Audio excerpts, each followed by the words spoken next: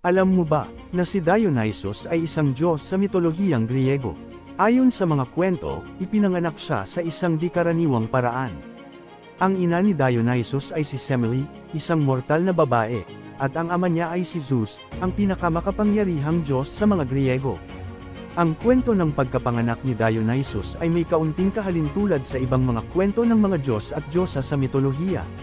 Ayon sa mitolohiya, si Semele ay nagkaroon ng isang relasyon kay Zeus. Ngunit ang kanyang pagiging mortal ay nagdulot ng problema sa kanilang pag-ibig. Isang araw, naisip ni Semele na humiling kay Zeus na ipakita ang kanyang tunay na anyo bilang isang Diyos. Sa kabila ng babala ng ibang mga Diyos, si Zeus ay pumayag. Nang ipakita ni Zeus ang kanyang tunay na anyo, ang liwanag at lakas ng kanyang pagiging Diyos ay napakalakas para sa isang mortal na katawan tulad ni Semele. Siya ay nasunog at namatay. Ngunit bago siya mamatay,